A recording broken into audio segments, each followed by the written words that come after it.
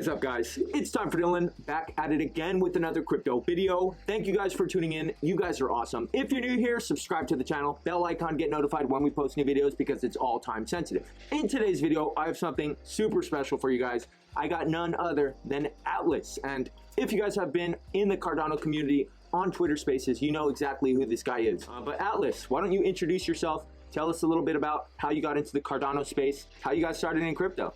Certainly, sounds good. So I'll start with how I got started. Quite a few years ago, like 14, 15, I thought the idea of crypto was really cool. And back then it was much more of a wild, wild west space, and it still kind of is. But I just thought it was neat, and that just led me to start doing preliminary research, getting into hobbyism a bit with it at first. And then I first started trading for the first time in 2017, which, if I'm not mistaken, is the same year Cardano was conceptualized and created and came to life. But back then I was really only focusing on things that I could basically assure that was not going to be just a complete scam. I mean, if you look at history with Mt. Gox and stuff that happened with like Cryptopia and all those things, it's not that they didn't have their place or purpose. And I don't necessarily like the idea of centralized anything, but what I do like about Cardano and what led me to Cardano is the community that I was able to see from the outside looking in through mutual friends that I had. I've always had the will and drive to want to build things and always try and stay on that next level or that next thing that's coming, whether it's big or small, not because I want to be on the wave of hype, but because I like learning new things. I like looking at, okay, industries are going in these directions, and I want to learn what's going on in both at the forefront. I look at journals and I follow a lot of different people so I can stay updated. But the thing that really, really inspired me the most about Cardano is its network. And Cardano's network is lifeblood, is the community itself. And one thing being in different industries has taught me, especially I'll use the phrase real world, not that crypto or anything's not a real world, but there's a large majority of the population that don't even know that this world exists at all. So with that, I really saw this opportunity to bring what I could do and what I wanted to do into the space by building something that people could use and want to associate with. So I started networking and meeting people when I could. One of my good friends, Cardano Waifus, we actually are really good friends in real life. He has been helping me from essentially the very beginning when I was like, hey, I got some ideas, what you think? If we had that initial call. So despite the fact that I spent the past 5 years in crypto space and weathered the bear market and all that stuff right after the hype of 2017 with, I think it was XVG, Verge's run up right before Christmas to 25, 30 cents or something like that. But then bear market. So weathered through that, and this is the first time I started endeavors in it, not just personal gain-based things. And I'm a very, very, very community-oriented person. There's plenty of people in the space that know me on a docs level, and if we build a relationship, and I'm actually talking to anybody that's watching this video, I never mind doxing myself because I have nothing to hide. But I'm not gonna just answer somebody's random request to be doxed. You know what I'm saying? Hey, who are you? Well, why do I need to tell you? Is there something going on? I feel as though the people that have been around and the people that are taking part in my community, they deserve to know that I'm legitimate. So essentially, with the community always at the forefront of my mind, most of my decision making and what I'm building, how I'm building it and stuff involves the conglomerate. How is this going to affect everyone, and how can I make this better so that if everyone's interfacing with it, they're not going to struggle, they're not going to ask more questions than they started with. And that's when Cardano Veins blossomed. I did a lot of groundwork. My first advisor in person that really showed me that what I wanted to bring to life was possible is Turtle Egan with Stellar Hoods. I bought a Stellar Hood. I think it was during Mint. I know it was during Mint sometime last year. And I was blown away by the fact that it was on chain. And I was like, oh my God, my head exploded with ideas. So I hopped on Twitter. I made a Twitter. And haven't really ever been on Twitter outside of just my music stuff. And I sent him a message, and not only did he respond in an hour or two, it sparked a 2-week-long conversation about development, and essentially has paved the way for me to be where I am now. And awesome. I'm not just honored, I'm grateful and thankful, not just for Egan, but the others that have also paved the way, like Abe and Joseph, my design teams with Jeffrey and his team. There's so much I have thanks to give for. And now we're really hashing and bringing everything we've been building for the past 5 months into the light for everyone to see. That's awesome. I really appreciate and respect the fact that you're so community oriented, because I'm always on Twitter, I'm always on YouTube saying that community is everything when it comes to Cardano. And I really like what you said, how community is the lifeblood of Cardano, because I think that really fits into what you're trying to work on with this Cardano Veins. So why don't you tell us about what Cardano Veins is and how, like you said earlier, off camera, you were talking about how it's basically like the interconnected vascular system in the body that, you know, is able to carry messages from one part to the other, and how that's necessary for the entire community to work. So why don't you tell us what Cardano Veins is? Absolutely. So like you might see right down there, that's our Cardano Veins logo, represented by the pickaxes and the crystals. So in a way, when I hatched the idea of Cardano Veins was in a way a misdirection. One of the misdirections being that the crystal is actually a foreshadowing to the title of Fate's Lattice and Crystals Grow with Lattices and that whole conversation. But on the contrary side, I was already hatching the umbrella. Cardano Veins is the umbrella for a bunch of projects that I, my team, and others that I'm collaborating and partnering with are hatching. Some of those ideas, you might see our tag on the forefront. Some of it we're actually doing white label, and you know they're going to have complete ownership of it, and you might not ever know that we had involvement in it. And that's perfectly fine, because I'm not really worried about trying to become famous or anything like that. I just want to be known as someone who provides excellent quality for anything that they touch, and that, you know, transcends just the crypto space. So with Cardano Veins, anything that I want to associate with Cardano Veins is essentially because I want it to be, like you just said, like the vascular system of different projects. You know, if you only need a couple of veins, quote unquote, to, you know, establish something or some help or, you know, whatnot, we can most likely provide that. If you need a huge project, we can probably help you find the people so that you can bring that to life. But if you want to potentially join our team and partner and collaborate, we were totally welcome to that as well. Obviously, our bandwidth will eventually fill up if things goes the way we would like them to, but that still doesn't mean we wouldn't want to have the consideration of continuing to grow and continuing to provide a vascular network for the different projects that are inside of Cardano, both on a community front and on the development front.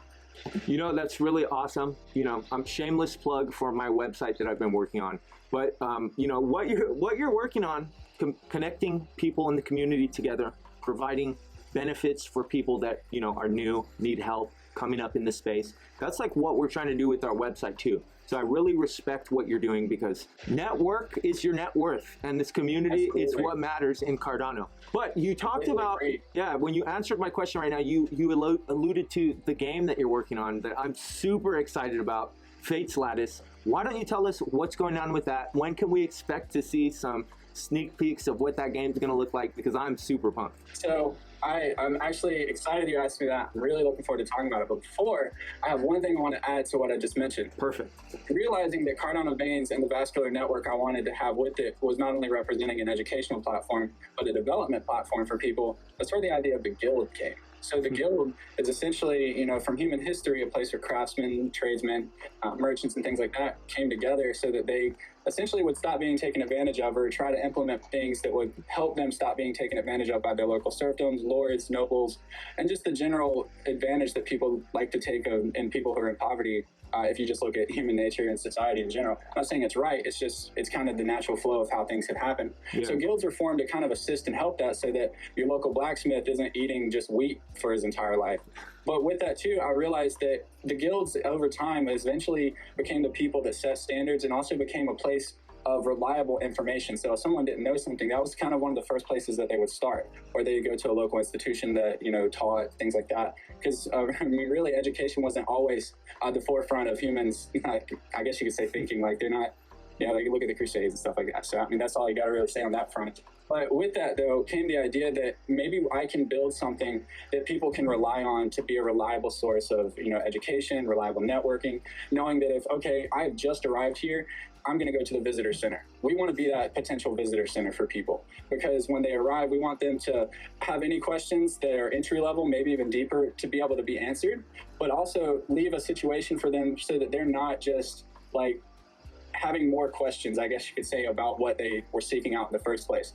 The biggest issue that I'd seen about trying to onboard some of my friends without some sort of system or some sort of like self-created system to help guide them, I found that it's really hard, not because, I mean, I guess partly because it is intimidating, but partly too because a lot of the people I've interfaced with talk about how they'll find some bit of information and then they'll find some other information that contradicts, and they're like, well, okay, so which one do I believe? Because further research into both categories has led to more unanswered questions and more bias, because you got confirmation bias of different influencers and stuff like that. Yeah. It's really hard to gauge, okay, this person's legit. I mean, because there have been legit projects that rug pull after getting 5,000-6,000 followers. You know, if you're R.I.P. Ada Clouds, R.I.P. Ada Clouds. Yeah, no. R.I.P. Ada Clouds. So yeah, but they spent time building up community and essentially social proofing their entire brand and their entire system, and then disappeared. So the big thing for me is that eventually, if these projects get large enough, my identity, which I'm nobody, I just wanted to go ahead and throw it out there. I'm not famous, nothing like that. I work hard. Essentially, we want to have a place where when they enter, they can just know that this information is reliable, it's resourceful, and essentially because of the other people within the guild, because of the other members who also help uphold these standards, they know they're in a safe space. So whether or not we grow to be a huge platform or a very small platform, I want to always be a reliable and educated platform. And that's the concept of the guild. The guild is open for anybody, but there's only 100 centurions ever. There's never going to be more centurions than that minted. The centurions that exist now, they can sell their membership if they'd like. It forfeits their membership benefits and surrenders them to you, of course, but that's a whole other conversation. The question I was just asked, though, that is more important, well, not necessarily more important, but more exciting, I guess you could say, in the sense that it's talking about a video game, which I'm a gamer at heart, and I'm super, super passionate about, especially if any of you have been in any of the Twitter spaces over the past month. I will not only take the floor and start rambling, I don't stop. So I've had to work on that, but I'm not necessarily ashamed of that. I think in a way it kind of showcases how passionate I am and have been about what we're building. So the conversation about the guild, I never mind having with anybody, but for now, let's talk about Fate's Lattice. So Fate's Lattice is a game that I've been conceptualizing since the hatching of all the projects back in August, and when I was first talking to Egan, when I was first talking to Abe. My initial iteration of the idea was wanting to grow crystals on chain, and then utilizing those crystals that are on chain to provide, I guess you say, like a root-like metadata, and then metadata from that be pulled to construct other crystals going forward. And that quickly changed again. And ultimately, I had the idea of gamification, but through that initial thought, I was able to extract, express, and refine the idea of Fate's Lattice. So the background and just the quick TLDR is that it's a game that's going to have a single player mode. It's going to have a multiplayer instance where it's going to actually, funnily enough, be the guild. The guild's headquarters is going to be the multiplayer hub center. And gatherers we're estimating based off of our current projections of what we're building is capable of doing, able to support 8 to 12 players per instance. And then those 8 to 12 players can then go on a dungeon run, like you're initiating a quest from a quest giver or a lore master. And the lore run is going to be, we have 2 approaches to it. We're testing 2 different approaches. One is like procedurally generating the dungeon and having it change every time like you're playing a roguelike. And then the other idea is having it be the same dungeon, but the mobs based off of your level or your base power, for those that have been involved in the project or aware of, constitute the power, the difficulty of the dungeon, and then there be potential modifiers.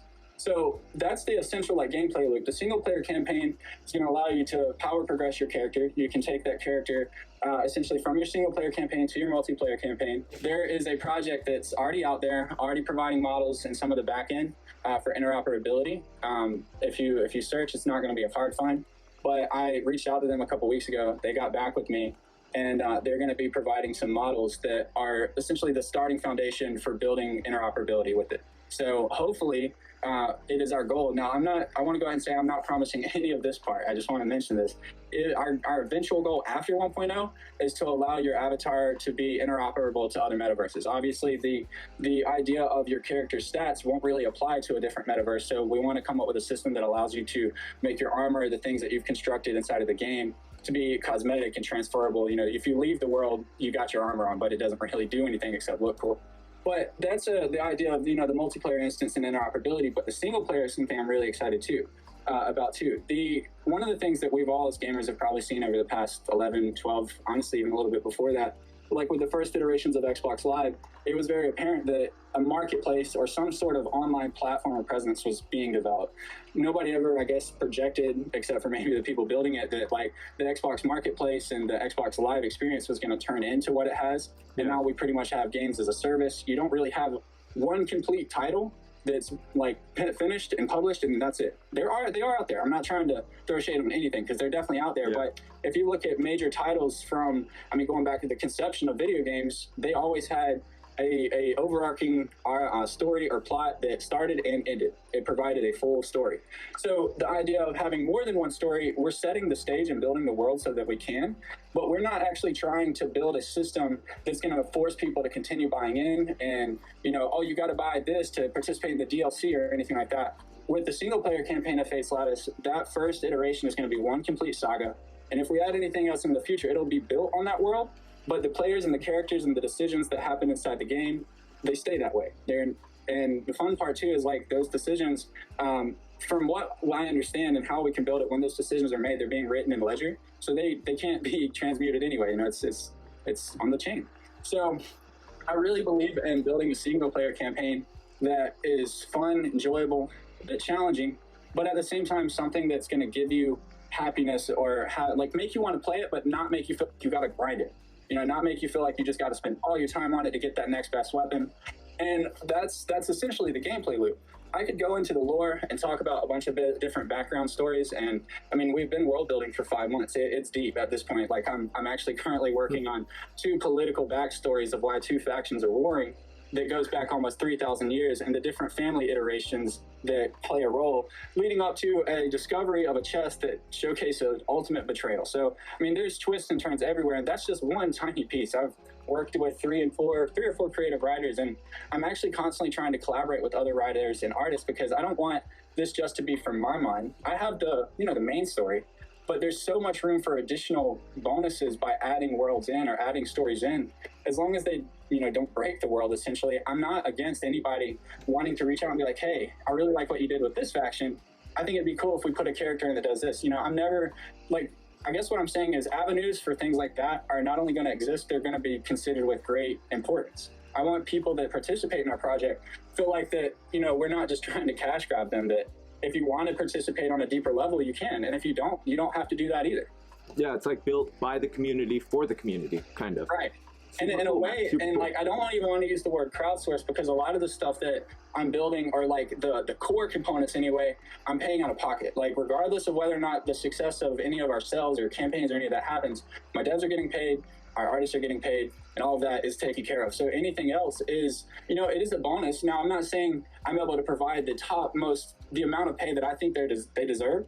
Like, they're not giving me a huge deal or anything. I just think that their skill and quality is worth a lot more, and I hopefully one day can provide that for them. You know what I mean? Like, I want to build something that's not just seen as a one and done, but I just want people to know that we're not just trying to take advantage of them. We're trying to actually like grow alongside them and consider what they're saying. I mean, as growing up as well as a gamer, I thought it was really cool when RuneScape started implementing like the player community votes and stuff like that. Like there was so much awesome shit that was happening that Jagex did. Like, I have massive respect for Jagex Studio, except for what happened in 2007 with Wildy. Essentially though, the grand exchange killed things, man. And dude, for real, man, it really did. I missed standing in World 2 for 4 hours. Okay? Right? Yeah, man. That's awesome. So essentially though, up until that, even though the grand exchange is probably one of the better ideas for like the larger body of community members and casual players, they listened to their community. They made a big blunder by removing a very key element that players flocked to the game for. Yeah. And it was such a big impact that they're still feeling repercussions of it today well, I can't say today, I mean, they probably are, but they've probably moved past it in the sense that the way they rectified it was releasing RuneScape Classic, that brought the Wildy back, that brought everything that went away essentially in 2007, added the good stuff that came after 2007, but encapsulated everything from the initial iteration of RuneScape 2, or however you want to call their titling, which is crazy anyway. Jagex not only listened to their community, they went above and beyond because they wanted to do that for their community. And I hope we don't make mistakes. Of course, mistakes are going to be made on all fronts because we're naturally human. But I also want to make sure that whenever something is made a mistake, that we not only rectify it, but we, adjust to it going forward. And I think by having the community involved in aspects like this, it's going to let a road open up for people that want to play a bigger role to easily navigate. And then like the player that just wants to be the player and play when they want, they're going to be able to do that too. One of the problems I felt like I had when I was growing up or wanting to contribute to games was like, if you did research to try and figure out, okay, how do I submit this idea I have to them? I'll go to our forums, get 1,000 votes. Then we might look at it. Maybe the mod is going to send it to the team that actually makes those considerations. Yeah. With us, I mean, you talk to me on Twitter or send us an email, but essentially I'm not going to ever gatekeep. I can't stand gatekeeping. Yeah. Short of proprietary secrets, like gatekeeping is a whole other topic. maybe we'll invite you back on to talk about that. But you know what, Atlas, that was fantastic, everything that you shared with us. I'm super excited about this project. Just knowing that you grew up playing RuneScape, man, that makes me even more excited about this project, because I was a big RuneScape player. I mean, honestly, I think I'm still in the woodcutting guild right now, chopping some U-logs. No, I'm kidding. Well, Atlas, thank you so much for joining us today. I really appreciate you sharing this project with us, both of those projects, right? Cardano Veins and Fate's Lattice. Super excited. I'm sure my viewers are going to be super excited about this too. Is there anything that you want to say to the people watching right now? What do you want to, what's your parting message? Two last things. So, I have a problem with forgetting information. And one of the big things that help our community grow, and what I think is going to help it continue to grow, is our unique approach to 3 founding ingredients of a successful CNFT project. First and foremost, community. Secondly, the utility. Third, the artwork. I can dive into those, and if you want to talk to me about them deeper, absolutely. I'd love to invite anybody to chat. I have an AMA coming up. The last AMA I did lasted 3. It's like 2.5 hours at 3. But essentially, though, our crafting ecosystem for Fate's Lattice, our item ecosystem, our magic ecosystem, all of that is supported by Cardano. We're building a interface that's going to allow the operability of that to happen inside of Unity through building a wallet. The game's going to have the ability to build a wallet and sign a transaction inside of it. So essentially, our entire item crafting magic ecosystem is supported in CNFT form, and you can actually participate in that now, gather the resources now, refine them during our phase 2, then forge them in phase 3, and use them in the game in phase 4. That's a whole other world of stuff, and one of the main reasons I didn't want to talk about it during the video. But if you want to know more, which I encourage you to find out, please check us out on Twitter. Come to the Discord. I'm a super community-oriented person. I have nothing to hide, and I love to talk. So, I mean, 9 times out of 10 while I'm working, I'm in Twitter Spaces, hanging out, lurking, raising my hand if I need to, and then sometimes later in the day actually talking. But I'm at any point not trying to make myself inaccessible. Also, today as well is our launch day for all of the Fate's Lattice launch operations. So our Discord's live today. Our website's going to be going live later tonight and tomorrow. But by the 3rd, our entire operational launch phase that I've essentially named it will be completed. Beautiful. So you guys heard it here first. If you're watching this video, you guys are early. So jump on board.